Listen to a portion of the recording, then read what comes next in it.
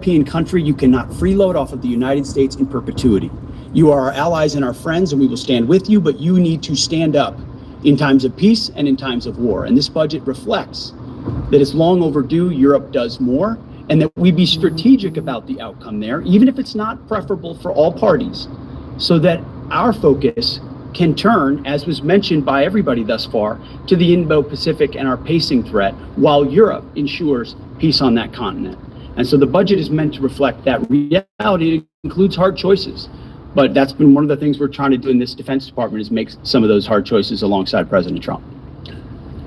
Yeah, the only thing I would say to conclude this before turning over to Senator Coons, relitigating the past, it seems to me, is not helpful.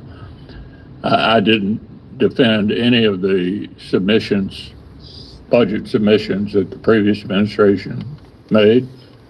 I had a lot of the same complaints about how they were handling this. I want to avoid that for the future. And it seems to me pretty obvious that America's reputation is on the line. Will we defend democratic allies against authoritarian aggressors? That's the international concern that I have about this.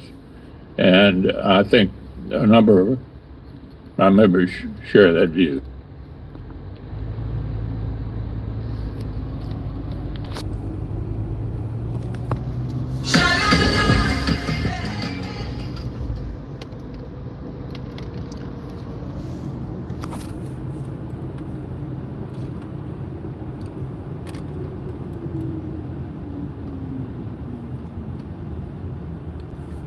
On ki pou ale nan LSC, LSL, SSC, skembe sa, avek moun sa yo kap bay l'ajan yo, bay negi si l'ajan yo, epi yo pense kom si yo pral milyonè. E vwe? Haïtien ki nan kap bay skem, neg sa yo l'ajan. Nou menm kap wèl tande. A la fin nou ap chache LSC sa, nou pap jamwe LSC sa. Lap disparet nan men. Meat production plant. The arrests from California to Nebraska.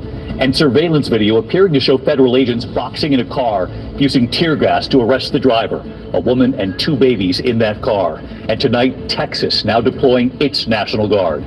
Breaking news tonight, the split verdict in the Harvey Weinstein trial and the chaos and anger in the jury room. The foreman sending a note to the judge saying, quote, "I can't go back in there with the other jurors. I feel afraid inside there." Tonight, U.S. authorities confirming the death of a missing female sailor who vanished from her barracks in Norfolk, Virginia. Her body has been found in the woods, and what we're now learning. In New York City tonight, the crypto kidnapping case turning more disturbing. 2 defendants pleading not guilty. Prosecutors tonight now say they doused the victim with tequila and set him on fire and cut him with a chainsaw, allegedly holding him for 17 days. Tonight, ABC News up over Washington, D.C. with the Secret Service. What will this military parade look like, and the security? And tonight, the president's warning for any protesters. The White House is pressed on this and what they said about protesters. Tonight here, the passing of a music icon. Brian Wilson, the singer, songwriter, and leader of the Beach Boys, an artistic genius who left his peers in awe. Tonight, his music, his personal battles, and Brian Wilson in his own words. From ABC News World Headquarters in New York, this is World News Tonight with David Muir. Good evening, and it's great to have you with us here on a very busy Wednesday night. We do begin tonight with protests now spreading across this country, from Los Angeles to Chicago. A protest underway right here in New York City at this hour, sparked by sweeping immigration raids and President Trump's military response. And tonight here, the images of ICE agents chasing farm workers through the fields and the arrests at a meatpacking plant. In the past 24 hours, large rallies and marches in New York, Chicago, Denver, Atlanta, Boston, San Francisco, and other cities too.